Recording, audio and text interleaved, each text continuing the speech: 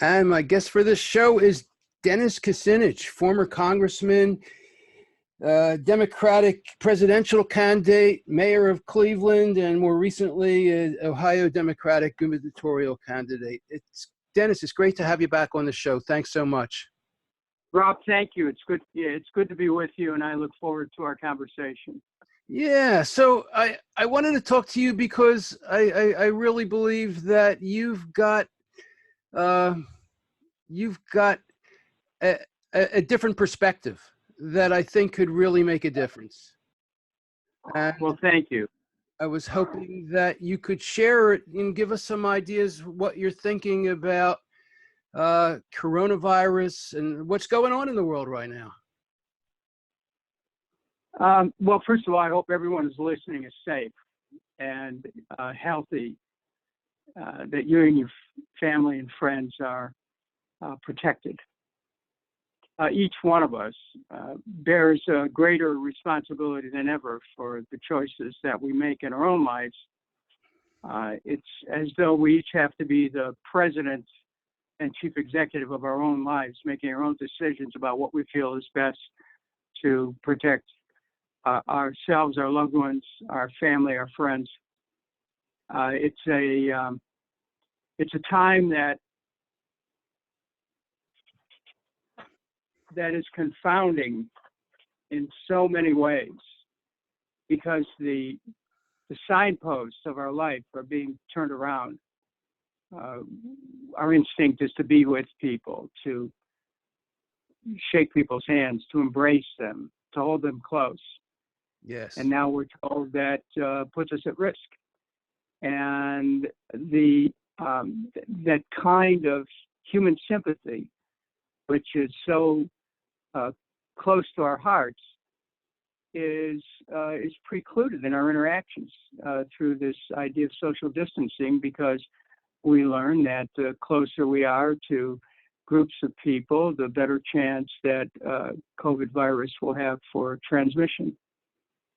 The wider questions are the kind of health system that we have, of course, the health education, diet, nutrition, all those things that lead to, that can, through a lack of acquaintance with, lead to the type of preconditions which make people vulnerable to the more serious aspects of COVID-19. And what does that mean? It means that America must prepare for the introduction of a healthcare system where everyone's covered. This is what Congressman Conyers and I were talking about in 2007 when we introduced H.R. 676, Medicare for All. It's what the Sanders campaign continued throughout his participation in the 2020 campaign. People have healthcare is a right. But even before the government gets involved, we have our own obligation to ourselves to do our best to try to watch our own health, diet, exercise, all these things that today end up being really critical. So I think, the discussion today certainly starts with healthcare, but it doesn't end there, because the other side of healthcare in America today is the economic question of lacking a universal single-payer system. And we got to give you credit. You started advocating for this when you were running for president, and at that time, everybody thought, thought you were crazy or outrageous. And now the policies that you advocated for back then, universal health care, getting rid of NAFTA, pulling out from Iraq, same-sex marriage, cutting the defense budget, and decriminalization of marijuana, they've become what everybody was talking about. Well, most candidates anyway. Well, thank you, Rob. The thing that is worth remembering, in 2000, myself, joined by Gloria Allred, Lila Garrett, and Tom Hayden, went to the Democratic Platform Committee, which was easy for me because it was meeting in Cleveland, to present a universal health care plan. And we were asked then by the Gore campaign not to present it. We were told by the Platform Committee that they would not accept it. And so we were given a cold shoulder, and we presented it anyway, because this was in the interest of the people of America. The political system is set up and it's rigged against not just Medicare for all, but it's rigged against anything that threatens the profits instincts of the pharmaceutical companies and the insurance companies. And a series of Democratic candidates and presidents have supported that existing system. I mean, when President Obama came up with his plan, I was the last person standing insisting on a public option. Yes, I remember that. And he took you on the plane, if I remember. Well, he gave me a ride to Cleveland, but I didn't give him a vote based on that ride. I gave him a vote at last because people in my district wanted to be assured that their kids could be covered and that pre-existing conditions were covered. Right. But the most noteworthy thing is that President Obama was ready to let the whole thing go down unless he had a bill that in no way threatened the insurance interest with a public option.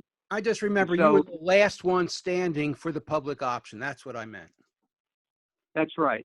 So, I look at where we are today, and we have a government which continues to fall short in meeting the healthcare aspirations of the people, and there's so many people who cannot access healthcare. There's people afraid of going to the hospital because they know they can't pay the bills. We're told that any visit to treat coronavirus could lead to bills as high as $30,000.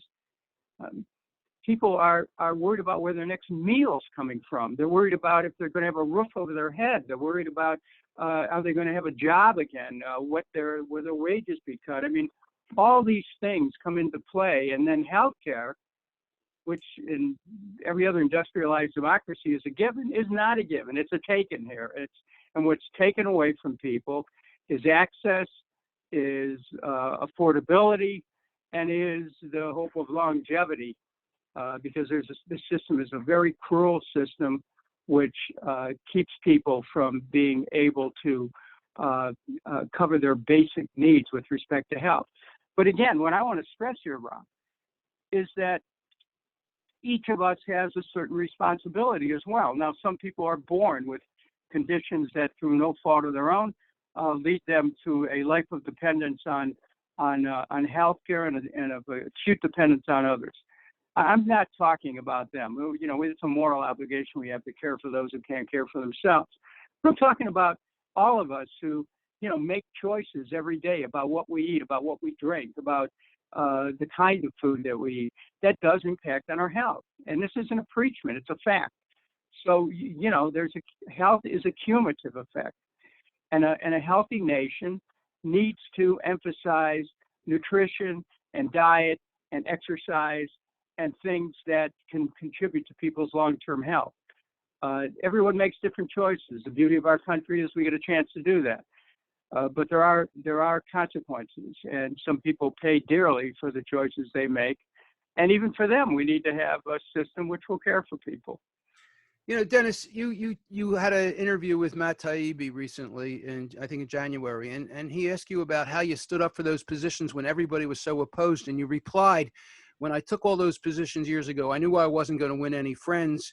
I didn't care because my obligation was never to the party." And well, political parties, thank you. And Matt Taibbi wrote a great article, and I appreciated it. Political parties are simply brokerages for wealthy interest groups. They have very little in common with the practical aspirations of people. If they did, we'd have a full employment economy, we'd have health care for all, we'd have education for all, there wouldn't be any student debt, our environment would be clean, and we certainly wouldn't be faced with this incredible challenge that we're in right now, where both the health and the financial systems are collapsing, except if you're in Wall Street, you're going to be okay. The political parties have failed the American people, and it's a duopoly. There's not much of a difference between the two parties. Oh yeah, you can, point out certain people who are in one party and another, and they might be a little bit different. But when you get right down to it, with the way campaign financing is, where interest groups support the same candidates and they get the same policy outcome. Come on, I mean, look, I never made a decision based on what a political party wanted. To me, that was always the stupidest way to represent people. You know, the other thing that you said in that interview was political parties can never be trusted. There are always some factors that are not consistent with the public interest, which is pretty much what you're saying, but never trusted, eh? How could you? I mean, but you have to understand what parties are about. They're brokerages which represent the narrow interest of groups who have economic concerns that are often totally at odds with that of the breadth and the depth of the economic needs of the American people. Barack Obama was elected president, and between Bush and Obama, we saw Wall Street bailed out under Obama. There was no significant prosecutions. We have to be aware that Wall Street basically ran the power in the White House during both the Bush and the Obama administrations. There wasn't much of a difference between the two parties. When McCain and Obama came together in August, September of 2008, the two parties were joined at the hip. There wasn't a bit of difference between what happened, and millions of Americans lost their homes. All right, so let's take a step away from politics. You've been out of Congress for a while. You're a philosopher. You're a visionary. I want to get an idea of what you've been thinking about, what you've learned, where your journey has taken you beyond the political realm in terms of your thoughts and the way you see the world. And well, where I see it right now is America has to have a guaranteed annual income. People have to, until that happens, there has to be a moratorium on evictions. People's rent and their mortgage payments should be supported. There should be a moratorium on foreclosures. We have to form a safety net for the people of America, and there has to be a new healthcare system introduced where everyone's covered. I mean, this is what should be done now. And the bailouts that have come through the Fed have essentially bailed out companies that sooner or later were going to go down. The casino was open for business again on Wall Street, and whether it's hedge funds or companies with BBB ratings, essentially the Fed propped them up for another pass at gambling with money created by quantitative easing. We need a policy where the government has the ability to be able to give people a monthly stipend until they go back to work, to give people money so they can pay their rent, so they can pay their mortgages. And this is, why are we even debating anything like this? People can't survive on $1,200 a month or whatever it is that people are supposed to eventually receive from the current plans. It's just wrong. So we have to look at where we are now. We have to deal with where we are now, and it's not about ideology. The dollar bill has an ideology all of its own. If people can't afford food, if they have trouble with assuring their shelter, how can you justify that in America? So I'm very focused on what we can do to get out of this crisis, how we can bring about personal protective equipment for healthcare people, how we can make sure that people get tested and retested with respect to the virus, with respect to where they have it, if they have the antibodies. I mean, these are all new questions that come into the public realm, and it's about being practical. We don't, and food security is another thing, Rob. When you look at how farmers are dumping their crops essentially, and they can't harvest their crops, their markets are disappearing because restaurants are closed. the Department of Agriculture didn't have logistics in place where it could redistribute the food to food banks where it was needed. Come on. I mean, this is another thing we're finding. The government doesn't pay any attention to logistics, and there's a need to meet supply and demand. There's so many people out there who want to help, and yet the government doesn't seem to be able to, at every level, to be able to effectively utilize the resources that are already out there, let alone to take steps to create the resources that come from the natural inherent wealth of the American people. What about mental, psychological, spiritual aspects of all this? Have you had thoughts on that? Well, all of us in our own lives, we take it a day at a time. That's all you can do. And you try to look at those things that, as our lives inevitably slow down. I'm talking from Cleveland, Ohio. I'm looking at our little backyard, and I'm watching some, robins pick around the grass and seeing some flowers and trees and bushes starting to bloom. And, you get a chance to slow things down and appreciate things that maybe when you're running so quickly you might miss. And it's a time to renew friendships. Telephone's very important. Some video technologies can be helpful in reminding us the nuances of communication that voice alone might miss. So you get in touch with people. You take time to read, reflect, and most of all, those who you're close to, your family and your friends. You learn to cherish them more than ever, because you learn that there's nothing in this climate today. There is nothing guaranteed. And, my wife and I feel every time we put a meal on the table, we feel so fortunate. We live in a home in a working class neighborhood in Cleveland. We feel so fortunate to have this. But while that we remember those people who don't know where their next meal is coming from, and our obligation to them, people who don't know if they're going to have a shelter, people who don't feel safe where they're at, people who don't have health care. Those are the people we have to be mindful of. And that's why I've joined many different efforts that are out there, including efforts through people's organizations to try to call attention to the urgent economic needs of the American people. Because we can't just be satisfied in ourselves that, well, we're taken care of. We have to think of those who aren't. We have to think of those who are truly in need right now through no fault of their own. This is really a test of whether we could actually have put into operation the idea of one nation. And we haven't met that test just yet, but we could still do it. What would that look like, one nation? Healthcare for all, jobs for all, an income for all if circumstances make it impossible for people to work, education for all, no student debt, decent housing for people, safe neighborhoods. These are all things that are achievable and that do exist in some places.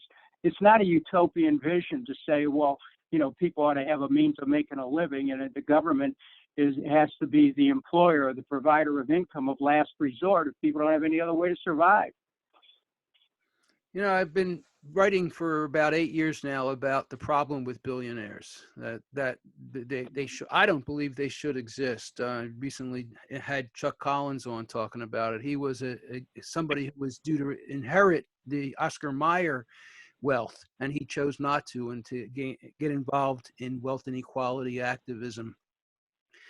What's your take on the role of billionaires in this world nowadays? Well, I don't have any problem with millionaires or billionaires or any, my problem with the system is that wealth the mechanisms do not exist for people to be able to accumulate their own wealth, that the mechanisms in our society accelerate wealth to the top.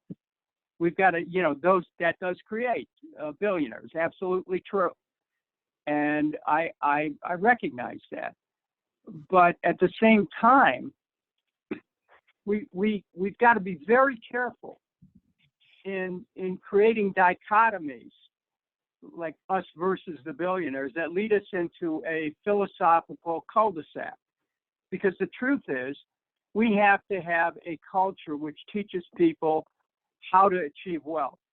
And here, you know, wealth has been achieved through financialization.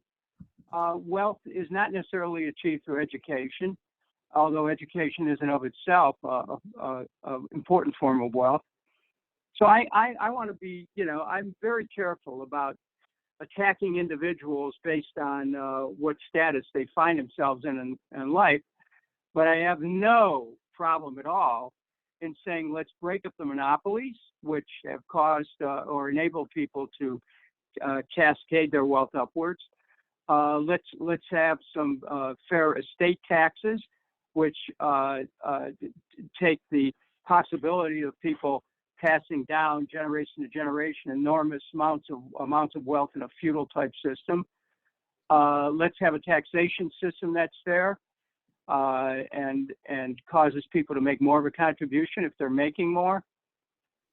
These are all things that we can handle, but just, you know, I feel it's risky to just go after people because of their wealth, and really we need to look at the broader questions in our system which stop people from being able to make a living, which have to do with education, job opportunities, health, a myriad of things. Well, the other side of it is, what is wealth? I mean, I have a feeling that for you personally, the meaning of wealth is very different than for a lot of other people. And I'd like to know what your idea of wealth is. Well, wealth is health. When people say, well, you know, if you go back too soon, you're going to hurt the economy. Well, our health is our wealth, each individual. And, but health is also, you know, it's emotional health. It's physical, of course. It's spiritual. It's trying to stay aligned with moral and ethical principles that can guide us from one day to the next. You know, the health and wealth are interchangeable, and we have a long way to go as a nation before we truly absorb that lesson. And so I'm concerned for our country, Rob. I'm concerned that we're looking at an America where the system's set up to accelerate the wealth upwards, where the bailouts have increased the value of financialization, but not the value of real work, where we now realize those people we call essential prior to this COVID virus pandemic, people were looked down upon. But now we find out they're the very people who support our existence. They ought to be paid in recognition of that. They sure should. And so we're starting to learn more about what's essential in life. And I'll tell you, I'm not interested in knocking any individuals, because I think that what's called for today is compassion. The decisions that people have to make, they're doing the best they can, and sometimes they're not the right decisions. But we all have our own decisions we have to make for ourselves. And so I do. And, you know, again, there's a meaning about being as presidents of our own lives, as governors of our own lives. And if our decisions align with people who are in office, fine. But if they don't, that's our freedom to choose. But there are certain realities that we're faced with there about how a disease gets transmitted, about the socialization that we desire, the risks that come with it during a pandemic. You know, and at the same time, I will tell you that Elizabeth and I feel very blessed. We have more time together than we've ever had. For those who are partnered, you know, it can be challenging the more time you spend with someone, but Elizabeth and I have found that we're in a state of real joy having a chance to spend even more time with each other. And I wish that everyone listening would have the same experience that we're having, because it's really a deepening of our love. And you find out when all's said and done, we all have opinions about this or that. We all see the world in one way or another. But if you don't have love, it's not worth a heck of a lot. Now you're getting where I wanted you to, I emailed you. I said, let's talk about some of the stuff you'd have the conversations with Shirley MacLaine about. This is love. Yeah. This is what I want to hear from you, is not necessarily political stuff, is you're from your heart, Well, I'm always from my heart. Shirley, by the way, just observed her 86th birthday, and she's still going strong. And there's a lesson there too, that it's not the necessarily the amount of years we're given, it's what we do with those years.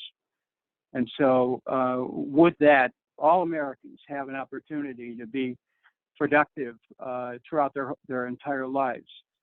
Would that they be given a chance to be able to have a little nest egg that they could use for security in their older years? Would that they be able to pass on to their children not just wisdom, but the opportunities, the best opportunities they had? I mean, these are all things that I think families think about now, and that we certainly think about.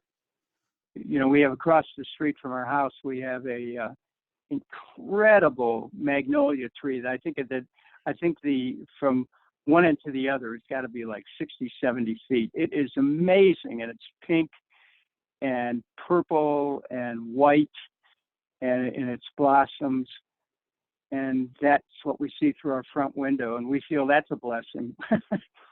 Yeah. So, the connection to the natural world becomes ever more important, and our responsibility to protect the natural world, to make sure that this is an endowment that we've inherited, but it doesn't belong to us. It belongs we belong to the earth, as Chief Seattle said. So I think in this period of a pandemic, we come to an understanding ever more about our responsibility to the natural world and our position in the scheme of things. No, I learned in my journey writing my book, Bottom Up Revolution, that we really have so much to learn from indigenous people and their relationship to nature, which is such a core part of who they are. Well, it's always, and it's a core part of who we are, and that's what we learn. It's interesting. Our days under in the non-pandemic period have been rounded by a ticking clock, and where we're at right now, and most of us who are working out of our homes, of course, we know there are people, police, fire, nurses, doctors, people working in supermarkets and other places who are on the job all the time. But those of us who are blessed with a little bit of time where we can work from the house, we realize that time in some ways it becomes elastic. And as our native friends know, that time is essentially an illusion. And, to be able to find that place where you can just become one with the sky and the land, and that's such a blessing. Not everyone has the time for that, and we should. This is one of the challenges with our culture today. That not only is the world too much with us, but also people are not given enough time to be with their loved ones, their family and friends. And I think that the reappraisal that will come, the cultural reappraisal that will come as this pandemic begins to ease, may result in some further reflections about about the obligation we have to each other to make sure that people get more time with their families. I mean, in Europe, people say have a month vacation in many countries, and we really need to give people a chance to when they get back to work to live, not live to work. And so maybe we'll see a shift in some values occurring. But in the meantime, it's about survival, and that's where many people are, and that's where they should be. And you know, I'm frankly, you know, I understand the people who are eager to get out. I'm a very social person. I like being out and about. I like being in groups and crowds. But right now, I don't think that's for me at least. My decision is to wait, to stand back, to not go into crowds and group settings, because I'm not quite sure of this coronavirus. I'm not quite sure it's under control. I'm not quite sure of the many different ways that people can contract it. So because I don't know, I kind of step back a little bit. Well, please do take good care of yourself, and you are blessed with being in the company of an amazing woman. I've gotten to know Elizabeth a tiny bit, and she's just incredible. You're very lucky to have each other. Well, I'll tell you, I'm one lucky guy.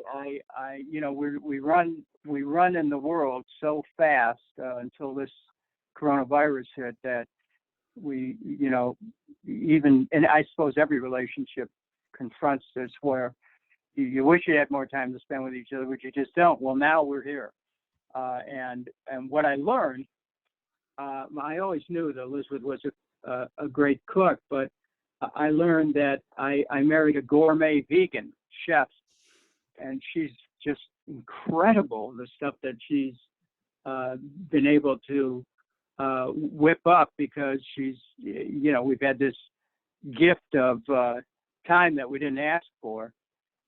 But you should talk to her. She's her vision of the world and her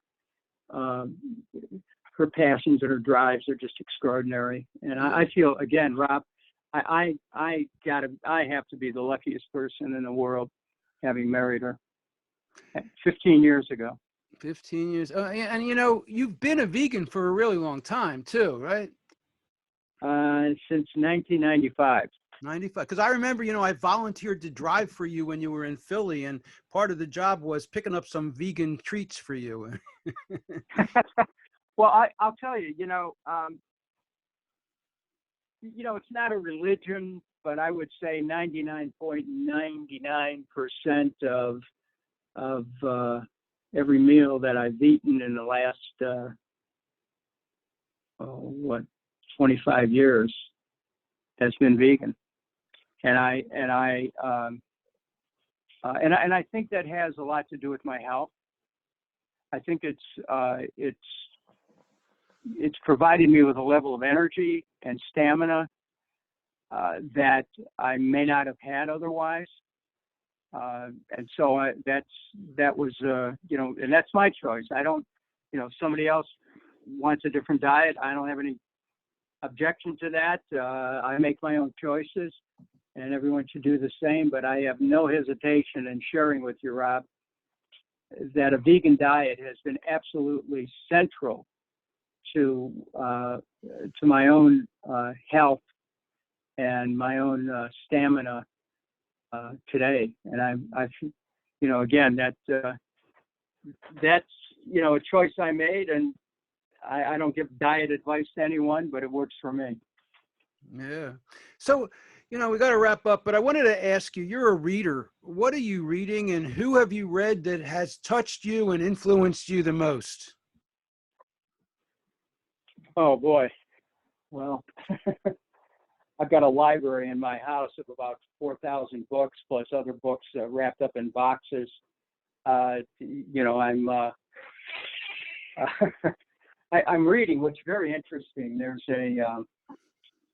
a book about The Great Influenza by John Barry, which is about the so-called Spanish flu of 1918.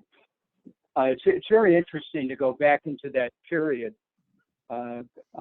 because you come to a realization of a lot of the thinking that was going on in those times, how it's very relevant right now. And, and I think that we don't have, 100 years ago wasn't that long ago. I just finished rereading Germs by Judith Miller, Steve Engelbert, and William Broad, which is a story, well, a narrative about biological warfare. And I've been working on the second edition of a book that I wrote called The Courage to Survive, which should be out sometime in the next month or so. And I've just finished working on a book that's over 600 pages. That's the working title is The Division of Light and Power, and it's about my travails and challenges. And I was America's youngest mayor of Cleveland years ago in fighting to save a municipal electric system from a bank that was trying to force its sale to a private utility.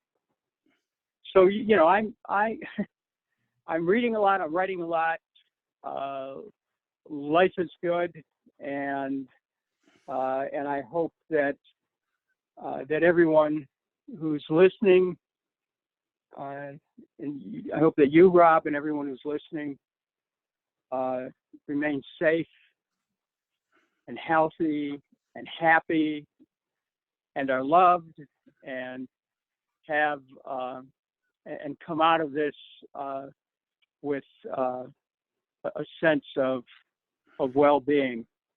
And our government has a serious responsibility to make sure that people have what they need to survive this period, to have access to food, to have a roof over their heads, to make sure their children have a way of learning, to make sure that that the country has a way of looking forward, and to make sure the country just doesn't exist for a few at the expense of the many. So this is a time of great responsibility people in public life have. But those of us who have served know our responsibility is to speak out, and I'm glad that I've had the opportunity to do that in this interview with you, Rob. Thank you. Do you have any advice for Donald Trump?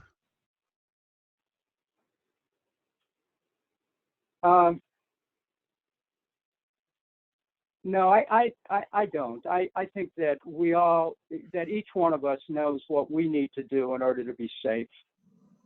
And I think that each one of us must, in these times, do the best we can to protect ourselves and our family, and hope that those who are running our country will make decisions that are going to be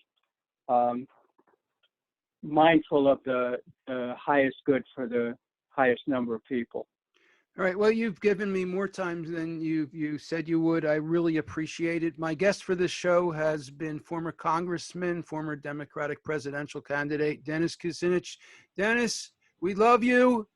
Be well, be healthy, be happy. Thank you so much. And thank you. Bye now. Bye.